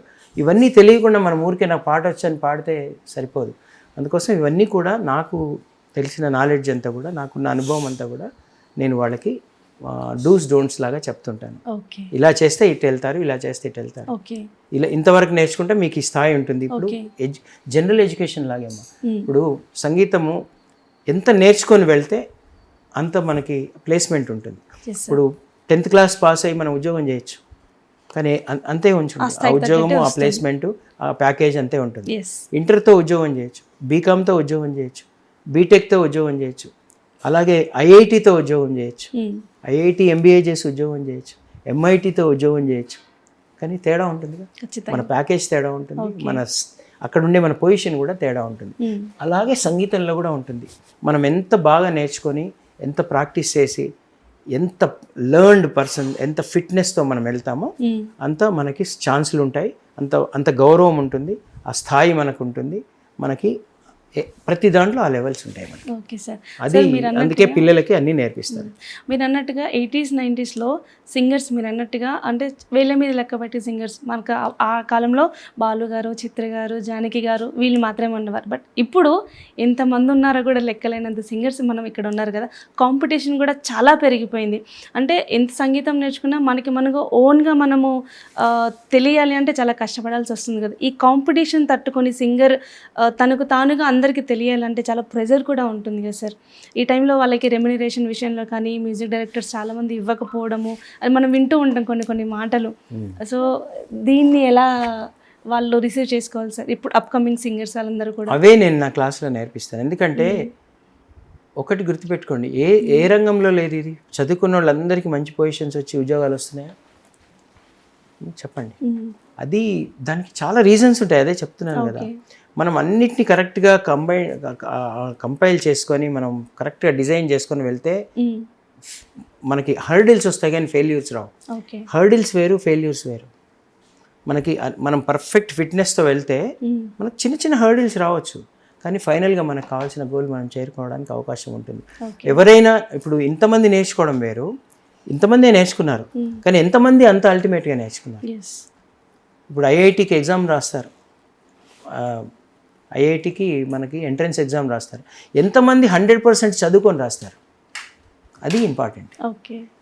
మామూలుగా ఎవరో చెప్పారు ఐఐటి కోచింగ్ ఇచ్చేవాళ్ళు, వీళ్ళ కాంపిటీషన్ ఒక 2-3 లక్షల మంది రాస్తే వీళ్ళ కాంపిటీషన్ ఒక 3,000 మందితోనే ఉంటుందండి అన్నారు. అది 3 లక్షల మంది రాస్తే 3-4 వేల మందితో ఏంటంటే ఆ 3-4 వేల మందే బాగా చదువుకొని రాస్తారు, మిగతా వాళ్ళంతా సరదాగా రాస్తుంటారు, పార్షియల్గా చదువుకొని రాస్తారు. సో ఎవరైతే గట్టిగా చదువుకొని రాస్తారో వాళ్ళకి వస్తుందండి ఐఐటి. ఇది కూడా అంతే. సో ఎవరైతే చక్కగా మంచిగా నేర్చుకొని అక్కడ కావాల్సిన రిక్వైర్మెంట్, ఇప్పుడు ఒక పెద్ద సినిమాలు అండి, ఇప్పుడు సినిమాలు ఎలా ఉన్నాయి, పాన్ ఇండియా మూవీస్ తీస్తున్నారు, కొన్ని కోట్ల రూపాయలు ఖర్చు పెట్టి తీస్తున్నారు, ఒక లెవెల్గా తీస్తున్నారు. అంత లెవెల్ ఆఫ్ సింగింగ్ మీకు ఉండొద్దు ఖచ్చితంగా. ఇప్పుడు అంత లెవెల్లో సినిమా తీస్తున్నప్పుడు నీ పర్ఫార్మెన్స్ ఎలా ఉండాలి అక్కడ, లోకల్గా ఉండొద్దుగా, నీది కూడా అంత పాన్ ఇండియా లెవెల్ ఉండాలి. అంటే ఉండాలంటే ఎలా ఉంటుంది, ఇప్పుడు ఒక పెద్ద కంపెనీ ఉందండి, ఒక పెద్ద పొజిషన్లో ఇంటర్వ్యూస్ అవుతున్నాయి, ఐఐటి వాడిని తీసుకుంటాడా లేకపోతే ఇంటర్మీడియట్ వాడిని తీసుకుంటాడా? ఐఐటి వాళ్ళని తీసుకుంటాడు. ఆబ్వియస్. ఇది కూడా అంతే. పేరెంట్స్ అందరికీ నేను హంబుల్గా సజెషన్ ఇస్తున్నాను, అక్కడ వెళ్ళి పాడించడం ముఖ్యం కాదు, ఏ క్వాలిఫికేషన్తో మీరు అక్కడికి వెళ్తున్నారు, ఏ ఫిట్నెస్తో అక్కడికి వెళ్తున్నారు అనేది. ఎవరైనా మంచిగా నేర్చుకొని క్వాలిఫై అయ్యి ఫిట్నెస్తో వెళ్తే వాళ్ళు డెఫినెట్గా సక్సెస్ అవుతున్నారు. తర్వాత ఇంతకు ముందు కంటే ఎక్కువ ఆపర్చునిటీస్ కూడా ఉన్నాయి. అంటే సింగర్స్ పెరిగారు, ఆపర్చునిటీస్ పెరిగాయి. ఎన్ని టీవీస్ అండి, అప్పుడు ఒక టీవీ, ఒక దూరదర్శన్ ఒకటే ఉండేది, లేదంటే అంతకుముందు ఒక ఆకాశవాణి ఒకటే ఉండేది. తర్వాత ఎన్ని టీవీలో ఎన్ని ఎన్ని ఎన్ని ఛానల్స్ వచ్చాయి, ఎన్ని టీవీల్లో ఎన్ని ప్రోగ్రామ్స్ అవుతున్నాయి, ఎన్ని సినిమాలు తీస్తున్నారు, అలాగే ఎన్ని చోట్ల ప్రోగ్రామ్స్ అవుతున్నాయి. ఇప్పుడు బ్యాండ్స్ అంటే ఇప్పుడు అందరూ ప్లేబ్యాక్ సింగర్ అవ్వాలని లేదండి. ఒకళ్ళు ప్లేబ్యాక్ సింగర్ అవ్వచ్చు, ఒకళ్ళు జానపద గాయకులు అవ్వచ్చు, ఒకళ్ళు భక్తి సంగీతం గాయకులు అవ్వచ్చు, ఒకళ్ళు సినిమా పాటలు పాడేవాళ్ళు అవ్వచ్చు, ఒకళ్ళు ఆర్కెస్ట్రాలో చక్కగా రాకింగ్ షోస్ చేసుకుంటూ రాకింగ్ సింగర్ అవ్వచ్చు, ఒకళ్ళు మ్యూజిక్ టీచర్ అవ్వచ్చు, 10 మందికి నేర్పించవచ్చు, ఒకళ్ళు బ్యాండ్ పెట్టుకొని పాడవచ్చు. సో ఇలా there are so many opportunities. మనం ఏంటంటే మనం ఏం చేయగలం, ప్రతి వాళ్ళు ఒకే జానర్లో హిట్ అవ్వరండి. ఒకళ్ళు ఒక దగ్గర ఫ్లాప్ అయితే ఇంకో దగ్గర హిట్ అవుతారండి. ఖచ్చితంగా. అర్థమైందా? సో కాబట్టి జడ్జిమెంట్ వాళ్ళని వాళ్ళు చెక్ చేసుకుంటూ నేను ఇప్పుడు ఇది నేర్చుకున్నాను, నా స్ట్రెంగ్త్స్ ఏంటి, నేను ఒక ఆర్కెస్ట్రాలో బాగా పాడే సింగర్ అవుతానా, లేకపోతే ప్లేబ్యాక్ సింగర్ అవుతానా, ఒక డివోషనల్ వాయిస్ అన్నది, ఒక కంపోజర్ అవుతానా, ఒక టీచర్ అవుతానా చూసుకొని జడ్జ్ చేసుకొని వాళ్ళకి ఏ కేపబిలిటీస్ ఉన్నాయి, వాళ్ళు దేంట్లో బాగా ఈజీతో చేయగలుగుతున్నారు, సక్సెస్ఫుల్గా చేయగలుగుతున్నారు, అలా ముందుకెళ్ళి ఇవన్నీ కూడా నేను మా క్లాస్లో పిల్లలకి పేరెంట్స్ కూడా అన్ని ఎవ్రీథింగ్ కూలంకషంగా నేర్పిస్తున్నాను. కొంతమంది హైలీ టాలెంటెడ్ ఉంటారు కానీ నోటు దురుసు ఉంటుంది, వాళ్ళు కరెక్ట్గా టైంకి వెళ్ళరు, రెక్లెస్గా ఉంటారు, కొంతమంది లేజీగా ఉంటారు. So there are so many reasons. ఒక టాలెంట్ ఒకటే కాదు, there are so many reasons for success, there are so many reasons for failure. అవన్నీ నేను బైఫర్కేట్ చేసి చెప్తాను, అందరికి చెప్తాను, అందరి పిల్లలతో పాటు మా పిల్లలకు కూడా చెప్తాను. సో ఎవరైనా అంతే, ఇందులో ఎవరు ఎక్సెప్షన్ కాదండి, ఎవరు ఎక్సెప్షన్ కాదు. ఇప్పుడు నేను చెప్పేవన్నీ కూడా మా పిల్లలు ఇద్దరు కూడా ఫాలో అవ్వాలి, అయితేనే వాళ్ళు పైకి వస్తారు. సరిగ్గా నేర్చుకోవాలి, ప్రాక్టీస్ చేయాలి, ఫిట్నెస్ పెంచుకోవాలి, నోటి మాట తీరు బాగుండాలి, టైంకి వెళ్ళాలి, డిసిప్లిన్ ఉండాలి. ఎవరైనా రికార్డింగ్ పిలిస్తే 15 గంట ముందు వెళ్ళిపోవాలి, అక్కడ వెళ్ళి చాలా ఫోకస్ చేసి నేర్చుకోవాలి, డిస్ట్రాక్ట్ అవ్వకూడదు అక్కడ. సో ఇవాళ ఎన్నో ఉంటాయండి, దానికి ఒక పెద్ద ఎపిసోడ్ ఉంటుంది. ఇప్పుడు డూస్ డోంట్స్ చెప్పాలంటే ఒక ప్రొఫెషనల్ ఆర్టిస్టే కాదండి, ఎవరైనా మీ రంగంలో అయినా ఏ రంగంలో అయినా ఆ సమయ పాలన, డిసిప్లిన్, ఆ క్రెడిబిలిటీ, రిలయబిలిటీ, గుడ్ విల్ అంటారు కదా, ఇవన్నీ మాకు కూడా ఉన్నాయి. ఇవన్నీ నేర్పించడానికి ట్రై చేస్తాను నాకున్న అనుభవంతో. మిగతా కొన్ని సెమినార్స్, వర్క్షాప్స్ కండక్ట్ చేస్తాను. ఇప్పుడు నాకు బియాండ్ ఉంటాయి కొన్ని, నాకు బియాండ్ ఉన్నవి పెద్ద పెద్ద మాస్టర్స్ని తీసుకొచ్చి వాళ్ళతో ఇన్స్పిరేషన్ అని ఒక పేరు పెట్టి వాళ్ళకి నేను ఇస్తానన్నమాట. డిఫరెంట్ సబ్జెక్ట్స్లో రాగాల గురించి కావచ్చు, ఇంకా వేరే సబ్జెక్ట్స్ గురించి కావచ్చు, ఇదన్నమాట. సార్ ఆల్మోస్ట్ ఇంత సీనియర్ అన్నారు కదా, అంటే ఈ మధ్య కాలంలో చాలామంది ఒక సినిమాకి సంబంధించి, ఒక మ్యూజిక్ కానీ సింగర్స్ కానీ సంబంధించి ఎక్కువగా అంటే ప్రొడ్యూసర్కి, డైరెక్టర్కి సంబంధం లేకుండా హీరో చెప్పిన వాళ్ళ మ్యూజికే పెట్టాలని కూడా చాలామంది చెప్తూ ఉన్నారు. నిజమే అంటారా? అంటే వాళ్ళకి నచ్చిన వాళ్ళని చేస్తే మేము సినిమా చేస్తాము, ఈ సింగర్స్ మాత్రమే కావాలని కూడా డిమాండ్ కూడా బాగా ఉంటుందంట. నిజమేనా సార్ అది? మీరు ఎప్పుడైనా చూసారా, అది విన్నారా, వెళ్ళి కళ్ళతో చూసారా?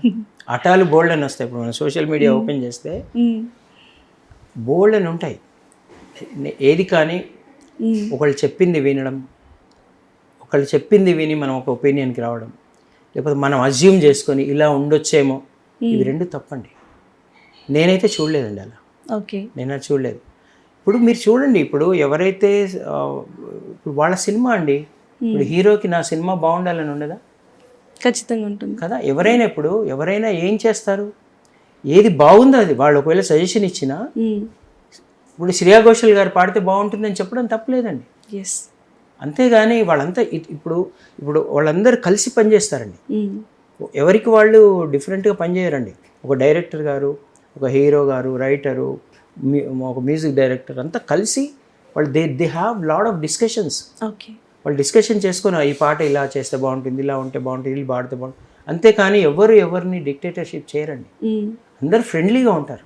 మా ఫీల్డ్లో ఇప్పుడైతే యంగ్ హీరోలు, యంగ్ మ్యూజిక్ డైరెక్టర్స్ అంతా యంగ్స్టర్స్ వచ్చారు. మీరు చూడండి, వాళ్ళు అయితే ఎంత హ్యాపీగా ఒక ఫ్రెండ్స్ లాగా ఉంటారంటే వాళ్ళు చాలా డిస్కషన్స్ చేస్తుంటారు. ఏదైనా సరే అందరు కలిసి సినిమాని ఒక లెవెల్కి తీసుకురావడానికి అందరు కాంట్రిబ్యూట్ చేస్తారు. అంతే తప్ప నేను పాడించిన వాళ్ళని పాడించండి ఇవన్నీ నేనే చూడలేదండి. చూడని దానికి మనం కామెంట్ చేయకూడదు. సో నాకు తెలిసి దే సీ ఓన్లీ క్వాలిటీ, అంతే. క్వాలిటీ ఎవరైతే క్వాలిటీ ఇస్తారో వాళ్ళతో పాడిస్తారు, అంతే. అలాగే సార్, లిటిల్ మ్యూజిషియన్ అకాడమీని ఇంకా ముందుకు ఎలా తీసుకెళ్లాలనుకుంటున్నారు? ఎటువంటి థాట్స్ ఉన్నాయి సార్? ఇంకా అంటే మాకు సొంత భవనం లేదు, ఇప్పటి వరకు రెంటెడ్ ఇంతకుముందు ఆంధ్ర మహిళా సభ కాలేజ్ అని ఒకటి ఉండేది, దుర్గాబాయి దేశ్ముఖ్, ఓకే. అక్కడ మేము రెంట్కి తీసుకొని చేసేవాళ్ళం. ఇప్పుడు ప్రస్తుతం ఎస్వి ఫైన్ ఆర్ట్స్ కాలేజ్ అని మాదాపూర్లో ఉంటుంది. శ్రీమతి వాణీదేవి గారు, ఎమ్మెల్సీ గారు, పివి నరసింహారావు గారి పుత్రిక, ఓకే. వారు ఫ్రీగా మాకు అక్కడ అకామిడేషన్ ఇచ్చారు. అంటే మాకు క్లాసులు చేసుకోవడానికి మాకు ఇప్పుడు ప్రెజెంట్ ఉంది. ఇప్పుడు ప్రజెంట్ అక్కడ మాకు ఒక హాల్ మాకు ఫ్రీగా ఎవ్రీ సండే చేసుకోవడానికి ఇచ్చారు. ఇప్పుడు ఇంకా ఫ్యూచర్లో మేము ఒక సొంత భవనం కట్టుకునే దిశగా ఫండ్స్ రేస్ చేసుకుంటున్నాము. మాకు ట్యాక్స్ ఎగ్జెంప్షన్స్ ఉన్నాయి, అన్ని రకాల ట్యాక్స్ ఎగ్జెంప్షన్స్ ఉన్నాయి. ఓకే. తర్వాత చాలామంది దాతలు మాకు ముందుకు వచ్చి చేస్తున్నారు. మొన్ననే చినిజేర్ స్వామి వారి ఆశీస్సులతో రామేశ్వరరావు గారు మాకు మా సొంత భవనానికి స్థలం ఇస్తా అన్నారు. అలాగే వరప్రసాద్ రెడ్డి గారు చాలా పెద్ద మొత్తంలో డొనేషన్ ఇచ్చారు. అలాగే చాలామంది ప్రపంచవ్యాప్తంగా ఉండే మ్యూజిక్ లవర్స్ అంతా కూడా మాకు డొనేషన్స్ పంపిస్తున్నారు. దాంతో మేము ఒక హైదరాబాద్లో ఒక మ్యూజిక్ స్కూల్, అందులో ఒక ఆడిటోరియం, ఒక music class rooms, library, archives, అంటే మన అన్ని పాటల్ని అక్కడ రికార్డ్ చేసి పెట్టాలని మాకుంది. మన పల్లె పదాలు, జానపద గీతాలు, తర్వాత బాలగీతాలు, లలిత గీతాలు, భావగీతాలు, ఇలా సంగీతంలో ఎన్ని ఉన్నాయో, మన మంచి కీర్తనలు, తర్వాత మన స్తోత్రాలు, ఇవన్నీ ఏవేవైతే మ్యూజిక్లో మనకు సంపద ఉందో అవన్నీ కూడా లైబ్రరీ ఆర్కైవ్స్లో సాఫ్ట్వేర్లో మన పుస్తక రూపంలో కూడా పెట్టాలని ఉంది. తర్వాత ఎవరైనా విదేశాల నుంచి వచ్చి ఇక్కడ నేర్చుకునే వాళ్ళకి చిన్న గెస్ట్ రూమ్స్ లాగా పెట్టి తర్వాత ఇది ఒక మ్యూజిక్ రీసెర్చ్ సెంటర్ లాగా చేయాలని. ముఖ్యంగా లైట్ మ్యూజిక్లో మనకి కోల్కతాలో క్లాసికల్ మ్యూజిక్లో ఉంటుంది, ఎస్ఆర్ఏ అని ఉంటుంది, అది ఐటీసీ ఎస్ఆర్ఏ అని ఉంటుంది. ఐటీసీ వాళ్ళకు స్పాన్సర్ చేసి అక్కడ సంగీత్ రీసెర్చ్ అకాడమీ అని పెట్టారు. అలాగే ఈ లైట్ మ్యూజిక్ మీద, మన పల్లె పదాల మీద, జానపద గీతాల మీద, మన పిల్లల పాటల మీద, దేశభక్తి గీతాలు, వీటన్నిటి మీద కూడా ఇవన్నీ సబ్జెక్ట్ తీసుకొని ఒక రీసెర్చ్ సెంటర్ లాగా కూడా ఇక్కడ మనము ఉంచాలని మేము ప్రయత్నిస్తున్నాం. ఇప్పుడు మాకు చాలామంది హెల్ప్ చేస్తున్నారు. ఇంకా ఈ కార్యక్రమం చూస్తే మీరందరూ కూడా తలా ఒక చెయ్యి, అంటే మీ వంతు సహకారం ఈ మ్యూజిక్ టెంపుల్ కట్టుకోవడానికి మీరు ఇవ్వాల్సిందిగా, నేను అందించాల్సిందిగా కోరుకుంటున్నాను. నమస్కారం. తప్పకుండా సార్, ఇంత గొప్ప ఆలోచన చేస్తున్నారు. అందరి సహాయ సహకారాలు కూడా మీకు అందాలని మేము కోరుకుంటున్నాము. Thank you so much sir. సంగీతానికి సంబంధించి చాలా విషయాలు చెప్పారు. అలాగే మీ అకాడమీ 25 కాదు 100 సంవత్సరాలు కూడా మీరు జరుపుకోవాలని మేము కోరుకుంటున్నాము. అలాగే మీ విలువైన సమయాన్ని మాకు అందించారు, ఎంతో మంచి మాటలు మాకు చెప్పారు. ధన్యవాదాలు సార్. మరొకసారి మ్యాక్స్ టీవీ వారికి, ప్రేక్షకులందరికీ, మీకు అందరికీ కూడా నా నమస్కారాలు. చాలా చాలా సంతోషంగా ఉంది మీతో మాట్లాడి. Thank you sir.